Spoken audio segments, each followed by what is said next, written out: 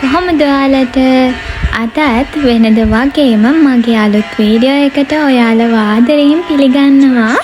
ඉතින් අද ඔක්තෝබර් 1 වෙනිදා. හැබැයි මට පළවෙනිදම මේ වීඩියෝ එක දාන්න පුළුවන් වෙයිද කියලා ෂුවර් නැහැ. මොකද ගොඩාක් වැඩ එක්ක තමයි මම මේ වීඩියෝ එක කරන්න පටන් ගන්නෙ. ඉතින් දවල් වෙලාවට ගොඩාක් බිසි, ගොඩාක් වැඩ තියෙන නිසා මම මේ 6න් පස්සේ තමයි මේ වීඩියෝ එක කරන්න ගන්නෙ. ඉතින් මට ගොඩාක් වැඩ කරන්න තියෙනවාද මම ඔයාලට කලිනුත් කිව්වා මම 30 day challenge එකක් කරනවා කියලා. ඒක කරන්න ප්‍රධානම හේතුව තමයි 2025 ඉවර වෙන්න කිට්ටුයි. දැන් තව මාස 3යි තියෙන්නේ.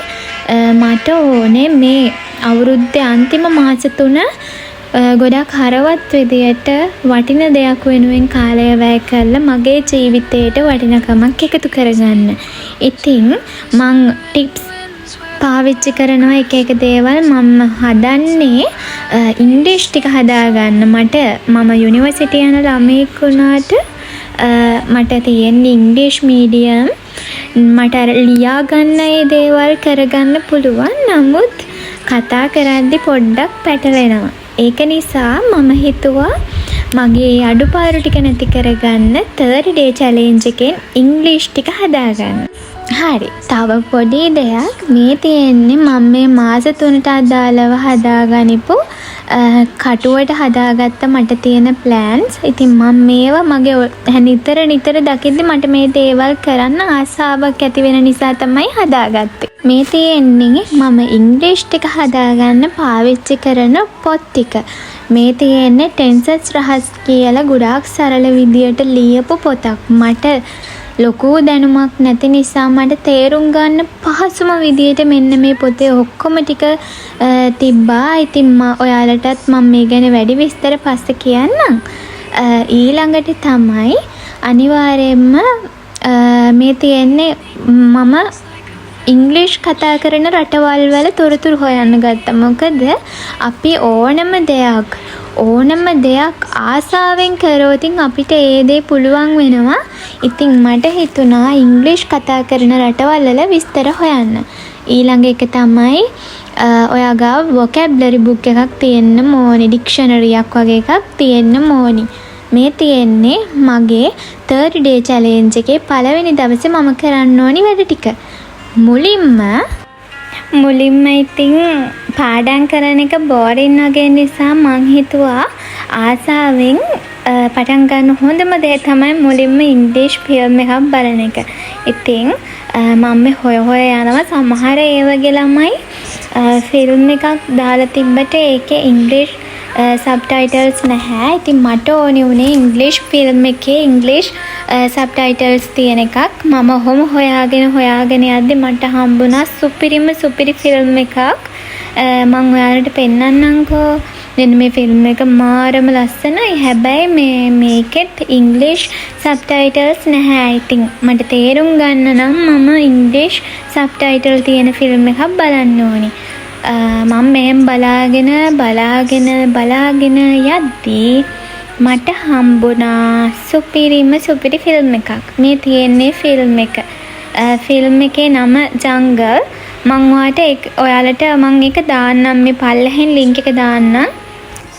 මේකේ ඉන්න ළමයි හැරි පොටර් එකේ රඟපාන නළුවා. ඉතින් ඒ කාලේ දරන්නම් මෙයා ලස්සන නෑ ඇත්තටම. කොහොම හරි මම ෆිල්ම් එකේ භාගයක් තමයි බලලා ඉවර කරේ. ඒ ඉවර කළා මට ගොඩක් වෙලා ගියෙත් මම මෙයාලගේ වචනයක් මොනවා හරි කිව්වට පස්සේ ඒක හොඳට අහගෙන ඉඳලා දන්නේ නැති වචනයක් නම් මම Google Translate දාලා බලනවා. ඔයා මොන වයසක හිටියත් ඉංග්‍රීසි ටික දුර්වල කෙනෙක් නම් අනේ මට බෑ අහමයි මෙහෙමයි කියලා මනසින් වැටිලා ඉන්න කෙනෙක් නම් අනිවාර්යයෙන්ම ඔයාලට ලොකුවට තේරෙන්න ඕනෙත් නැහැ. ඉංග්‍රීසි ෆිල්ම් එකක් බලන්න ගන්න අනිවාර්යයෙන්ම ඔයාලට ගොඩක් වැදගත් වෙයි. ඉතින් මෙන්න මේ තියෙන්නේ ඉංග්‍රීසි වල වැඩිපුරම පාවිච්චි කරන verb 200. මට මේක දුන්නේ මම ඉංග්‍රීසි ක්ලාස් කියපු සර් කෙනෙක්. ඉතින් එයා කිව්වත් වගේම ගොඩක් වෙලාවට සුද්ධ පාවිච්චි කරන්නේ මෙන්න මේ verb 200 ඇතුළත් කරලා තමයි වචන. ඉතින් මෙන්න මේ verb දෙකේ මට හම්බුණ මං ගියපු ක්ලාස් එකේ මට දීපු print out මේකෙදි ගොඩාක් වැදගත් වුණා. මං ඒවත් පාවිච්චි කරලා තමයි මගේ English knowledge එක හදාගන්නේ. මේ තියෙන්නේ මගේ to do list එක දාන පොත. ඉතින් මෙන්න මේ පොඩි පොතේ තමයි මම මගේ දින 30 challenge එකේ දවසක් ඇතුළත කරන්න ඕනි දේවල් ටික ලියන්නේ. ඉතින් ඔයා ගොඩාක් busy කෙනෙක් නම් ඔයාට දවසට පැය 3ක් වගේ අරගෙන මේ ස්ටඩි කරන ටික කවර් කරගන්න පුළුවන්. මට ළමයි මට පැය 2ක් එක දිගට වාඩි වෙලා වැඩක් කරන්න මාරම අමාරුයි. ඒකට හේතුව මම දන්නේ නැහැ. ඔයාලටත් එහෙමද කියලා මම දන්නේ නැහැ. මට එක තැන ඉඳන් එක දිගට වැඩක් කරන්න පුළුවන් උපරිම පැයක් වගේ. පැය 2ක් වගේ නම් කොහොමදත් ඉන්න බෑ. මම යුනිවර්සිටි එකේ එක්සෑම් වලට ගියාට පස්සෙත් මාරම අමාරුවෙන් තමයි එක්සෑම් එක ලියන්නේ පැය 2ක් 3ක්. ඒ ලියලත් මම ඉක්මනට මෙන්න තමයි බලන්නේ. ඉතින් මම මෙන්න මෙහාට ඇවිද මගේ ඉංග්‍රීසි ටික හදාගන්න වැඩේ දිගටම කරගෙන යනවා. ඉතින් මට තාමත් හරියට ලොකු ප්ලෑන් එකක් නැහැ ඔළුවේ මං ඉස්සරහට මොනවද කරන්න ඕනි කියලා. මං අද දවසේ කරගන්න දේවල් එක්ක මම රැට කල්පනා කරලා හදනවා මං හෙට දවසේ මොකද්ද කරන්න ඕනේ. ආයේ ඊළඟ දවසේ මොකද්ද කරන්න ඕනේ කියලා. ඉතින් මං හිතනවා නිකන් ඔහේ ඉන්නවට වඩා ඇත්තටම මට ගොඩක් වැදගත් වෙයි කියලා මේ දවස් 30ක් ඇතුළත ඉංග්‍රීසි හදාගන්න එක. ඔයාලා කියවනටත් අහලා තියෙනවනේ අපි අහසට ගල් ගැහුවොත් අඩුම පොල් ගහකටවත් වැඩේ කියලා. මමත් අන්න එහෙම හිතාගෙන තමයි මේ 30 day challenge එක කරන්න පටන් ගත්තේ. මම මේ 30 day challenge එක පටන් ගන්න ප්ලෑන් කරන්නත් කලින් හරියටම ප්ලෑන් කරන්නත් කලින් ඔක්තෝබර් 1 වෙනිදා ඉක්මනට ආපු නිසා මට හරියට පොත් ටිකවත් ගන්න උනේ නැහැ. ඉතින් මං ගාව තිබ්බා full step කොළ වගේක්. ඒ කොළ වලින් vocabulary ටික ලියන්න ගත්තා. ඉතින් මම ඉක්මනටම අලුත් පොතක් අරගෙන මගේ වැඩ උපරිම පිරිසුදුව පිළිවෙලට කරන්න වග බලා ගන්නවා.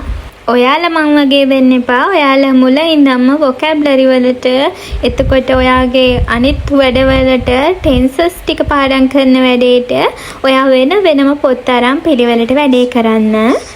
මම මේ කරන්න හදන්නේ tenses වල present simple tense එකේ ඉඳලා present perfect continuous tense වලට අදාළ වෙනකන් කොටස් 4 සූත්‍ර ටික පාඩම් කරගන්න. ඒක ටිකක් ඔළුවට දාගන්න. ඒ කියන්නේ subject verb object එතකොට present continuous tense එකට am is එකතු වෙලා verb එකට ing එකතු වෙන එක.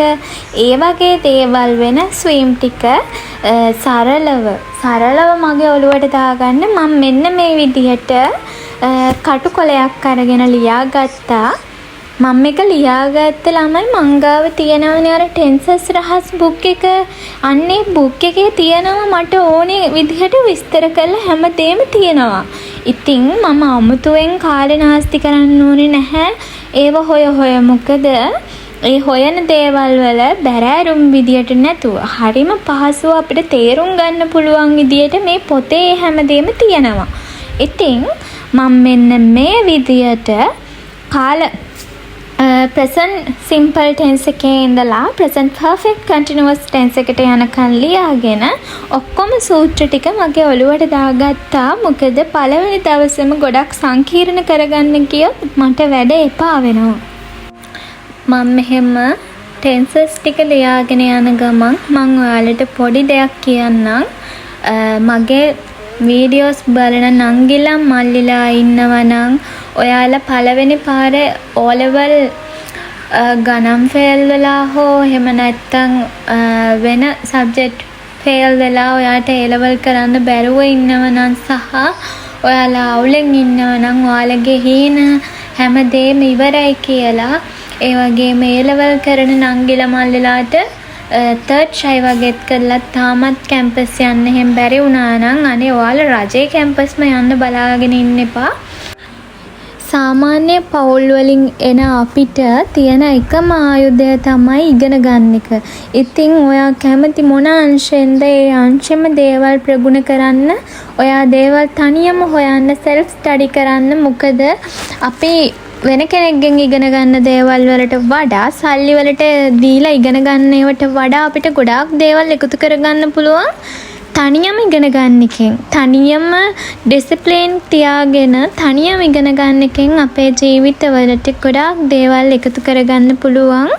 ඉතින් ඔයාලත් අනිවාර්යයෙන්ම ඔයාලගේ මොනවාම හරි දුර්වලකමක් තියෙනවා නම් ඒ දේ හදාගන්න ඔයාලට මාවේනික වෙච්ච ප්ලෑන් එකක් හදාගෙන දිගටම වැඩ කරන්න. අපි අපේ ජීවිතේ මොනවත්ම නොකර ඉන්නවට වඩා අපි මොනවා හරි දෙයක් පටන් අරගෙන ඒක මගින් නැවතුණත් දුකක් නැහැ. මොකද අපි ඒක පටන් අරගෙන හරි තියෙන නිසා. මම ඉංග්‍රීසි නිසා ගොඩාක් අපහසුතාවලට පත් වෙලා තියෙනවා. මම YouTube වීඩියෝස් බලනවා. එතකොට මම නොසෑහෙන දේවල් කරා මගේ ඉංග්‍රීසි ටික හදාගන්න. හැබැයි මම තේරුම් ගනිපු දෙයක් තමයි මගේ අදිෂ්ඨානය දිගටම තිබ්බේ නැති නිසා තමයි මට මගේ ඉංග්‍රීසි නොලෙජ් එක 100% හදාගන්න බැරි වුණේ. ඉතින් ඒ අඩුපාඩුව තමයි මම දැන් රිකවර් කරගෙන යන්නේ. අපි බලමු මේ මගේ ෆස්ට් 30 day challenge එකෙන් ෆස්ට් ඩේ එක මම බලනවා දැන් මේ දවස් 30ක් ඇතුළත මගේ වර්ධනය කොහොමද කියලා. ඉතින් ඔයාලටත් බලන්න පුළුවන් මේ වැඩේ හරි ගියොත් අනිවාර්යෙන්ම ඔයාලත් කරලා බලන්න ඔයාලගේ මොකක්ම හරි අඩුපාඩුවක් තියෙන තැනක් අනිවාර්යෙන්ම හදාගන්න පුළුවන්. මම තේරුම් ගනිපු දෙයක් තමයි ළමයෙක්ගේ ජීවිතය වෙනස් කරන්න පුළුවන් ගුරුවරයෙක්ට. හැබැයි ගොඩාක් ගුරුවරු ඉන්නවා යාළගේ වාසියට ළමයින්ව පාවිච්චි කරනවා. මම ඔයාලට එක දෙයක් කියන්නම්. මට මේක මතක් වුණේ මම මේ වොයිස් එක කරද්දි. මම O level මේ පළවෙනි පාර ගණන් ෆේල් වුණා. ඒක ලොකු කතාවක්. මම ඉච්චර ඒ කාලේ ඉගෙන ගන්න දක්ෂ ළමෙක් නෙවෙයි. නිතරම හිටියේ ග්‍රවුන්ඩ් එකේ. මම හොඳට ස්පෝර්ට්ස් කරා. අමතර බාහිර ක්‍රියාකාරකම් තමයි වැඩි වුණේ. ඉතින් ඒක නිසා මං හිතනවා මට අර ඉගෙන ගන්න වැඩ ගොඩක් වෙලාවට අතපසු වුණා කියලා. හැබැයි O level ඉවර වුණාට පස්සේ මම O level වලින් ආයෙම මම ගණන් කරා. හරිද? ඒ ගණන් කරපු කාලේ මම දැනගත්ත මං වැඩ කරපු විදිහ සහ මං වටේ ඉඳපු මිනිස්සුන්ගේ වෙස් මුහුණු ගැලවුණා. ඉතින් ඔයාලත් O level A level කරන නංගි කෙනෙක් හරි මල්ලි කෙනෙක් හරි නම් ළඟ ඉන්න අයගෙන් පරිස්සම් වෙන්න. පළවෙනි දේ තමයි තමන් ගැන හිතන්න. මොකද අපි ගාව කවුරුත් ඉතුරු වෙන්නේ නැහැ අපි වැටෙන වෙලාවට. ඉතින් මම ගොඩාක් මොටිවේට් වුණා ඒ වෙච්ච සිද්ධිත් එක්ක. ඊට පස්සේ මම O level ආයෙම ගණන් කරා. ගණන් කළා මට තිබුණේ B එකක්. ඉතින් පළවෙනි පාර W අරගෙන දෙවෙනි පාර B එකක් ගත්තාම මම හිතුවා මම දුර්වල කෙනෙක් නෙවෙයි කියලා. ඊට පස්සේ මම දිගටම වැඩ කළා. දැන් වැඩිදුර අධ්‍යාපනය හදාරනවා. ඉතින් මට ඇත්තටම මං ගැන මාරම සතුටුයි. ඔයාලත් නවතින්න එපා.